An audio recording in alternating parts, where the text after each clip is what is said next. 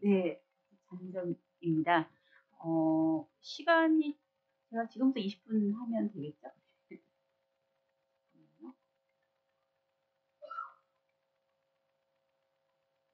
네. 저는 앞서 김일일 팀장님께서는 사실 비욘드 메타버스라고 하는 테마로 기술적으로 앞으로 우리가 추구해야 되는 부분들, 핵심적인 것들을 잘 짚어주셨다면, 저는 박물관의 관점에서 메타버스를 어떻게 이해하고 고민할 것인가를 중심으로 발표를 준비했습니다. 경험이라고 하는 단어를 썼습니다. 여기서의 경험이라 함은 메타버스를 기획하고 제작했던 박물관의 경험, 그것을 운영했던 박물관의 경험, 그리고 이 메타버스라는 것을 실제로 이용했던 유저들의 경험, 이 여러 가지 측면에서의 경험적 측면에서 메타버스를 어떻게 저희가 고민할 것인가라고 하는 측면에서 앞으로 내용을 풀어가겠습니다. 사실 많은 전화를 받고 있습니다. 전국에서. 저희도 메타버스를 만들려고 하는데요. 어떻게 하면 좋을까요? 라고 하는 질문들을 하시는데 대부분이 얼마가 들었나요? 얼마나 걸리나요? 사실 이런 질문들이셨고 저희가 작년에 시도했던 메타버스 경험에 대해서 짧게 발표를 할 수 있는 기회가 여기저기 있었지만 그러다 보니 보다 어떠한 방식으로 이것을 저희가 무엇을 고민하며 만들어 갔는가, 운영을 하면서 어떠한 인사이트를 얻는가라고 하는 것을 보다 구체적으로 공유하는 것이 필요하겠다라고 하는 차원에서 앞으로의 내용들을 풀어가겠습니다. 박물관이 엄청 예민하네요. 박물관은 아시다시피 원본과 실물을 중요시하는 곳입니다. 그리고 현장성이 무엇보다 중요한 것이고요. 이 박물관이 메타버스를 고민하게 된 이유는 다들 아시다시피 코로나라고 하는 전 세계적인 팬데믹이 원인이었습니다. 메타버스라고 하는 경험 속에서 메타버스가 줄 수 있는 가장 특징은 메타버스에 대한 정의가 여러 가지로 있고 하나로 통일되어 있지 않다라고 하지만 핵심적인 것은 결국은 현실이 아닌 가공과 추상, 그다음에 또 다른 세계라고 하는 측면이 중요하다라고 보고 있습니다. 그래서 박물관과 메타버스를 고민하면서 저희 국립중앙박물관이 주목했던 것은 세 가지입니다.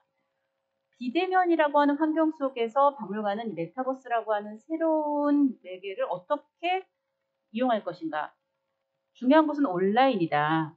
왜냐하면 대면할 수 없기 때문에 온라인이 줄 수 있는 가상 경험, 그리고 온라인과 가상이라고 하는 것을 효과적으로 이용할 수 있는 디바이스는 모바일이다라고 하는 세 가지 측면에서 이 온라인과 가상 모바일을 활용해서 할 수 있는 박물관의 메타버스의 핵심적인 경험 요소는 무엇인가라고 해서 저희는 개인화, 개인적인 경험이 가능하다는 측면. 그 다음에 모바일과 온라인이라고 하는 특성상 동시성이 굉장히 중요하다. 그리고 그 동시적인 상호작용이 무엇보다 중요하다라고 판단했습니다. 왜냐하면 초실감, 초연결, 여러 가지 측면에서 줄 수 있는 강력한 몰입감이 앞으로 콘텐츠에서 굉장히 중요한 핵심 요소로 언급이 되고 있지만 온라인과 비대면 경험이 줄 수 있는 실감, 몰입감은 한계가 있거든요. 그 몰입감을 대체해 줄 수 있는 것은 결국은 개인화와 동시성과 상호작용이 아닐까라고 하는 측면이었습니다. 작년에 아시다시피 제페토라고 하는 플랫폼에 저희가 힐링 동산이라고 하는 이름의 방가사회상을 테마로 한 메타버스 콘텐츠를 출시했습니다. 왜 제페토인가? 많은 질문을 받습니다. 그리고 아마 다들 아실 겁니다. 그냥 손을 안 대도 넘어가네요. 왜 제페토인가? 제페토가 가지고 있는 특성입니다. 제페토 플랫폼을 이용하고 있는 대부분의 유저가 10대 그리고 외국인이라고 하는 측면에 저희는 주목했습니다.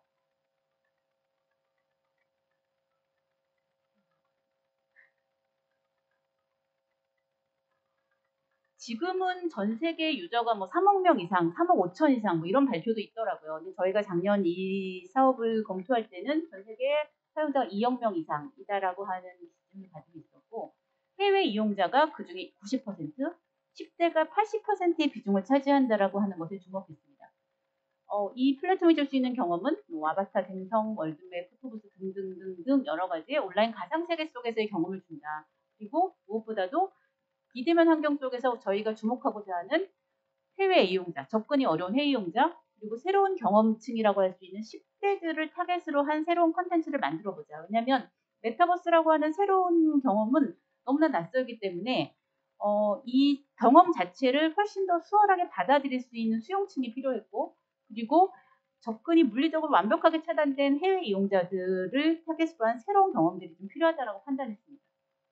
그리고 왜 방가사회상인가 하고 많은 박물관의 소장품 중에 그것은 저희 박물관이 추구했던 하나의 브랜드 전략과 연결이 됩니다. 방가사유상은 다들 아시다시피 우리나라를 대표하는 문화재입니다. 두 점의 국보 방가사유상이 존재합니다. 지금 문화재 지정 번호를 표기하는 것이 이제 폐기가 됐기 때문에 이용하지 않지만 여전히 저희는 78호, 83호 방가사유상이라고 부르죠. 전 세계를 어디에 내놔도 손색이 없는 대표 브랜드 유물이라고 저희는 생각하고 있습니다. 이 방가사유상을 테마로 해서 저희는 작년에 새로운 브랜드관을 조성하는 기획을 시작하였습니다. 그간 방가사유상은 단독의 독립된 전시실안에서 전시가 되었음에도 불구하고 한 점씩 교대로 전시를 하였습니다. 두 상이 함께 나란히 전시된 경우는 아주 특별한 경우는 없었고요. 그리고 모두 다 유리가 있는 쇼케이스 안에서 전시가 됐습니다. 이것을 대신하여 두 상이 함께 존재하는 새로운 전시 브랜드 공간을 만들자라고 하는 기획이 함께 이루어졌습니다. 그리고 그 전시관은 방가사회상이 가지고 있는 역사적인 의미, 역사적인 가치, 심리적인 어떤 특성 이런 부분들을 포함하여 새로운 모든 사람들과 함께 공유할 수 있는 어떤 가치적인 브랜드를 선정하고자 노력을 하였고 그것이 바로 사유라고 하는 이름의 어떤 브랜드 가치를 저희가 설정을 했습니다. 사유의 방이라고 해서 사유를 테마로 한 방가사상 2점의 오브제성만이 아니라 그것을 포괄하고 있는 하나의 공간을 만드는 것이 이 프로젝트의 핵심이었습니다. 이 프로젝트와 연계하여 저희는 방가사유상이라고 하는 박물관의 대표 브랜드를 메타버스 공간 안에 구현하는 작업을 시작하였습니다. 목적은 이거였죠. 대표 소장품 방가사유상의 글로벌 인지도를 강화하고 잠재 방문객을 확대한다. 당장 여기에 방문한 사람들이 얼마나 현장에 방문할지는 알 수 없지만 잠재 고객층을 확보한다. 뭐 이런 개념이었습니다. 그러면 힐링동산이라고 하는 건 어떻게 만들어졌나 이 과정들을 조금 설명드리겠습니다. 사유의 방이라고 하는 테마로 두 방가사유상이 새롭게 조성되는 것과 발을 맞춰 저희도 이 두 방가사유상을 어떤 가치로서 메타버스 안에 구현할 것인가를 고민했습니다. 사유, 명상, 미소, 치유, 힐링 등 여러 가지 테마를 고민했습니다. 왜냐하면 실물이 아닌 온라인과 가상 속에서의 경험을 제공하기 위해서는 실물 그 자체도 중요하지만 실물이 줄 수 있는 어떤 가치를 선정하는 것이 매우 필요하다고 생각했기 때문입니다. 게다가 아까 말씀드렸듯이 제페토는 90%의 이용자가 해외 이용자 그리고 80%가 10대라는 측면 때문에 글로벌하게 공감할 수 있는 동시대인들이 공감할 수 있는 어떤 가치를 뽑아내는 것이 굉장히 중요했고 그래서 사유에서 시작하여 힐링이라고까지 이르러 저희는 힐링이라고 하는 가치를 핵심 테마로 선정하고 기획을 시작하였습니다. 목표는 현실의 재현이 아닌 새로운 세계관에 기반한 가상박물관. 기존의 가상박물관이라고 일컬어진 것들이 굉장히 현실을 그대로 재현하거나 복제하는 방향성으로 많이 이루어져 왔습니다. 듣고 굉장히 의미가 있다고 생각을 하고요. 하지만 가상이라고 하는 환경 속에서만 가능한, 현실에서는 불가능하지만 이곳에서만 가능한 새로운 가상박물관을 만들어보자. 그곳에서의 경험을 만들어보자. 그리고 말씀드린 것처럼 10대와 해외 이용자들의 흥미와 감성을 고려한 디자인, 경험을 설계해야 된다. 그리고 방가사유상이 저희에게 너무나 가치 있고 아름답지만 그리고 역사적인 어떤 문화유산이지만 종교성을 가진 어떤 대상이다라고 하는 측면도 분명히 있기 때문에 글로벌한 어떤 대상을 타겟으로 했을 때 이 종교성을 지향하고 보편적으로 공감 가능한 메시지를 설정해야 된다라고 하는 것이 굉장히 중요했습니다.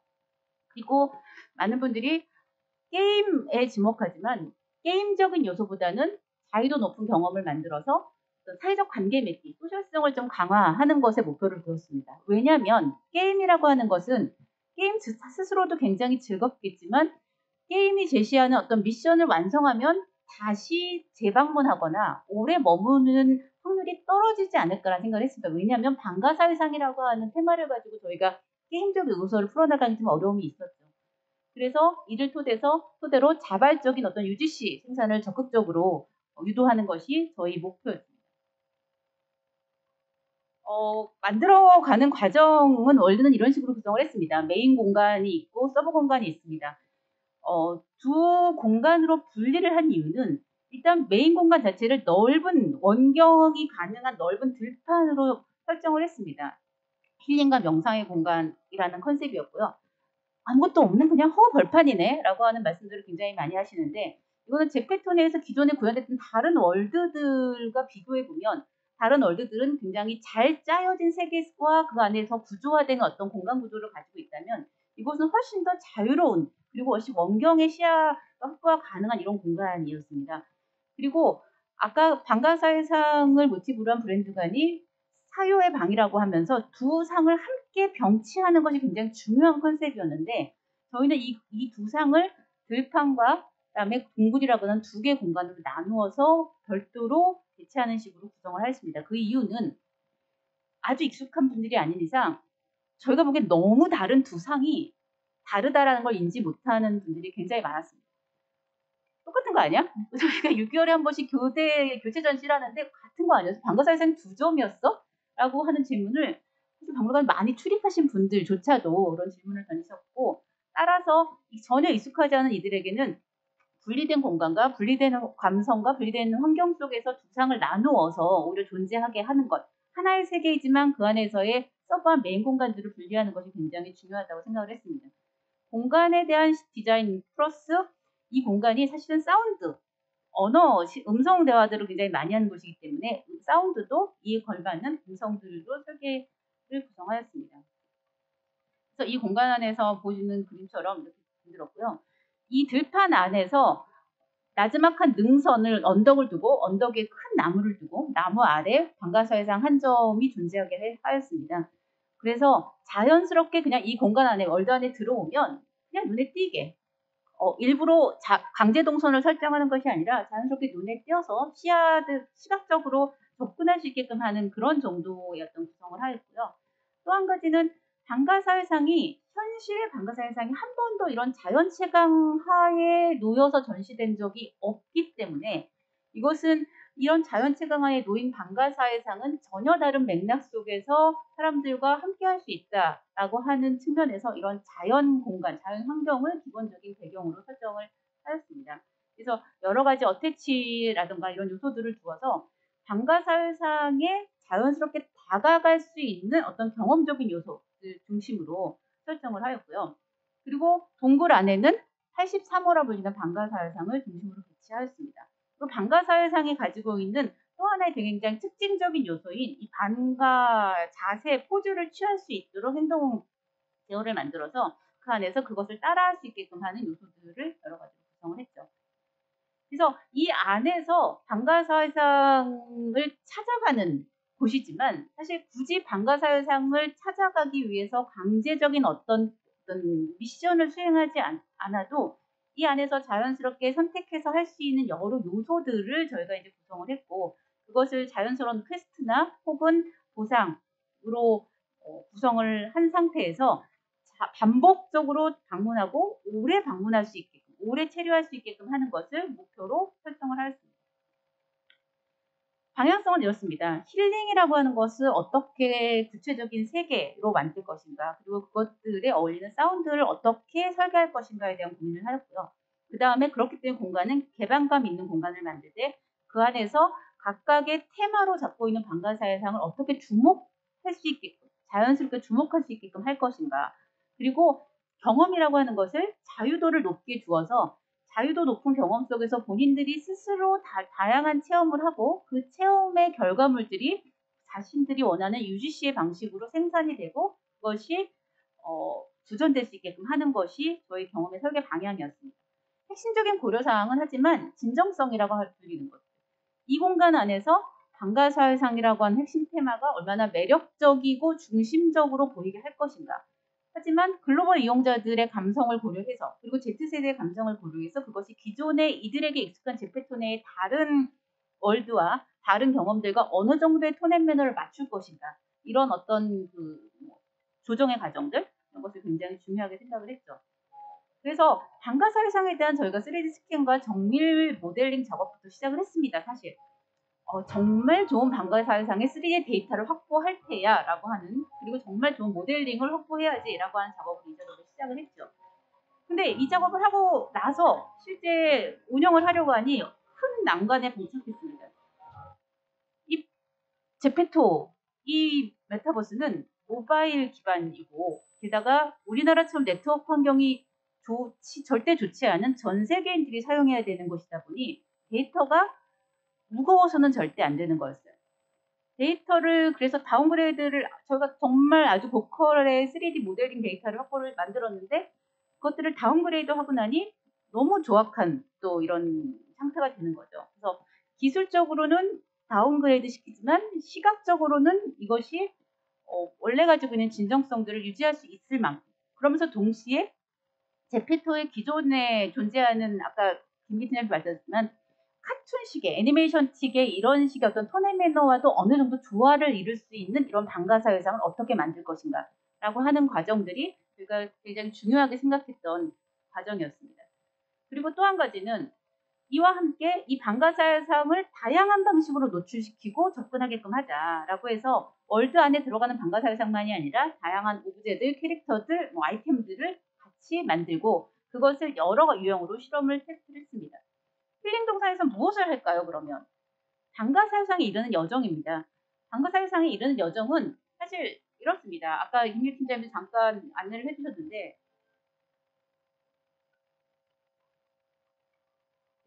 제가 이게 잘 작동이 안 되네. 이걸로 할게요 그냥.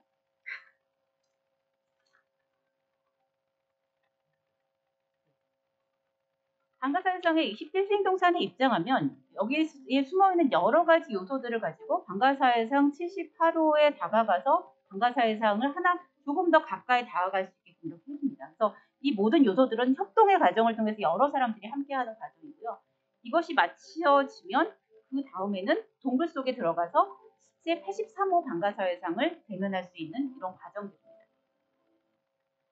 실제 이 월드맵을 출시하고 나서 많은 이들이 본인들이 이 안에서 다양한 어떤 자신들의 모습을 남겼습니다.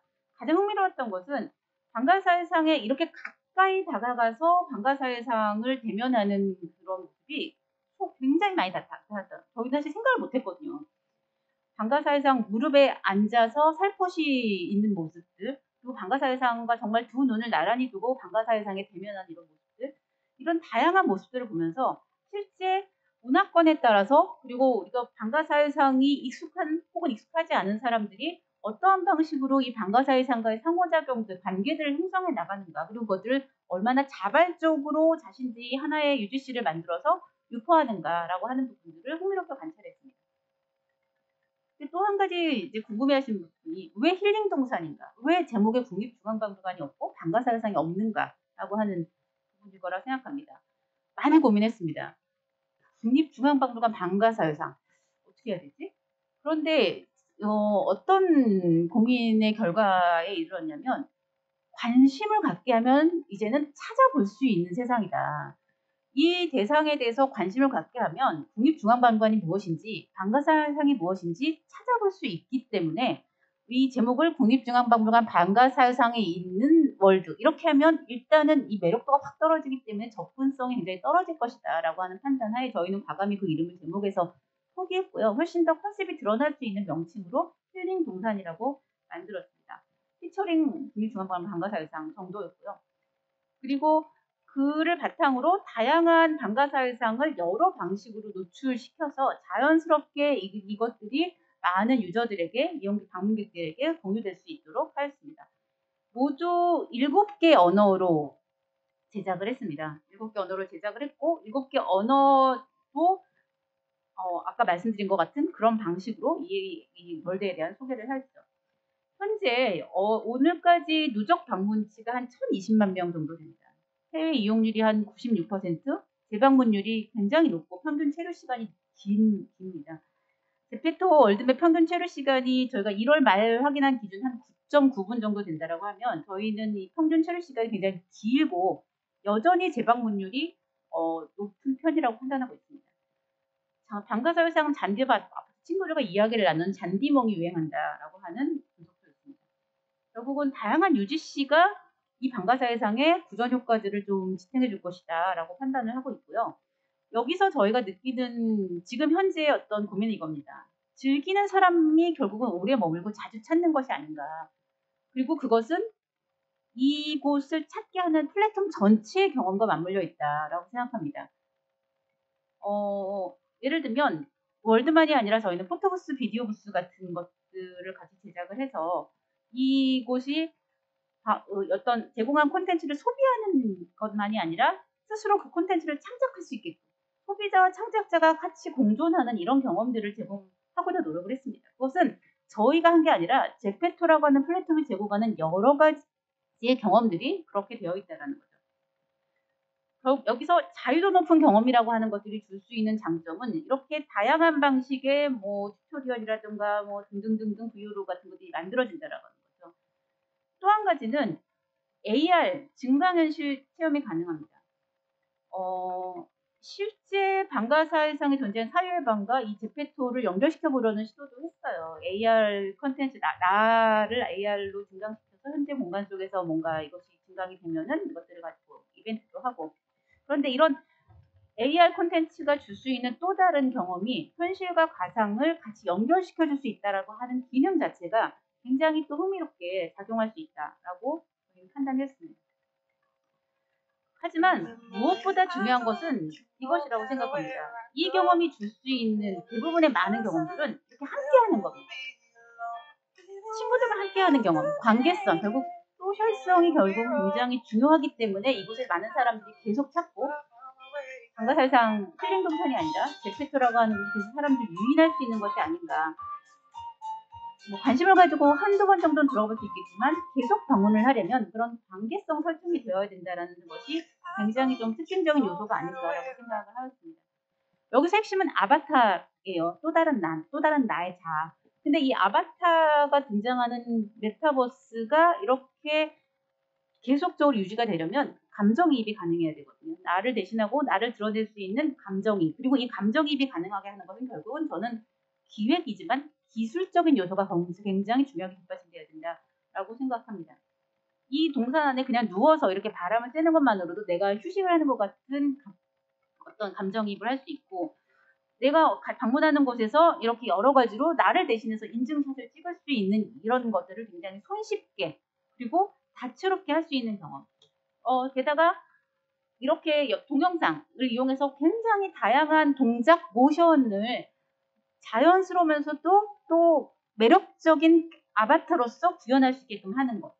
동적인 공간만이 아니라 이런 감성적인 무드들을 함께 제공할 수 있는 이런 것들은 결국은 기술적인 요소의 뒷받침이 굉장히 중요하다라고 생각을 하고 있습니다. 사실 이곳을 방문하는 많은 사람들이 가장 공을 들이는 거는 나를 꾸미는 거에 있거든요. 여러분들 사진을 찍어도 어떻게든 보정 앱을 이용해서 사진 나를 예쁘게 보이게 하려고 하지 않습니까? 그래서 나를 있는 그대로 최대한 똑같이 재현하는 것도 굉장히 중요하지만 얼마나 나와 내가 할 수 있는 여러 가지 경험들을 다채롭고 매력적으로 해줄 수 있느냐가 굉장히 핵심적이지 않는가라는 생각을 하고 있습니다. 그래서 이 안에서 즐길 수 있는 요소가 많아야 그것이 바로 메타버스 경험을 지속시켜줄 수 있는 하나의 동력이지 않은가라고 생각을 하고 있고요.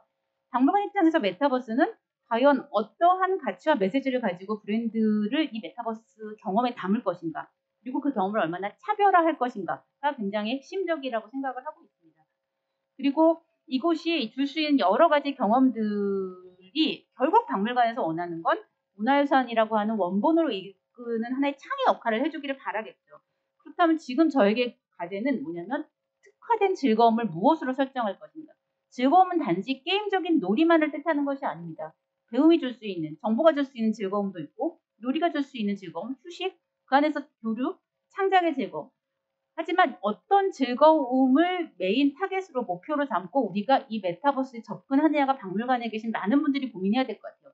모든 걸 해줄 수 있다라기보단 훨씬 더 정교하고 구체적인 목표, 그리고 몰입 가능한 세계를 어떻게 만들 것인가. 그것은 차별화된 공간과 경험을 어떻게 설계할 것인가. 그 경험과 공간의 설계는 박물관의 기획이 굉장히 중요하지만 더불어 그것들을 뒷받침해 줄 수 있는 굉장히 많은 기술 요소들이 바탕이 돼야 된다고 생각을 하고 있습니다. 그로 인해서 박물관이 장소성이 중요시되는 곳이듯 박물관이 활용하는 메타버스라고 하는 것도 또 다른 장소성을 확보해야 된다고 생각을 하고, 그 장소성은 그곳을 운영하는 플랫폼 전체가 어떠한 경험을 줄 수 있느냐, 새로운 플랫폼이 하나의 장소성을 제공하느냐가 굉장히 중요하다고 생각을 합니다. 그런 의미에서 사실 제가 제페토를 홍보하러 나온 게 아니라 제가 경험한 게 제페토이기 때문입니다. 그리고 이것은 굉장히 여러 유형 중에 하나의 예에 불과하다라는 생각을 하고 있습니다. 이 발표를 들으시고 많은 분들이 우리도 다 제페토의 월드맵 하나 만들어봐야지 라는 결론에 이르시지 않기를 바라고요. 그러나 메타버스라고 하는 것들이 줄 수 있는 경험이라고 하는 것을 무엇으로 고민해야 되는가가 우리 모두가 같이 가져가야 되는, 기술 요소와 함께 같이 가져가야 되는 게 아닌가라는 차원에서 오늘 발표를 마치겠습니다. 감사합니다.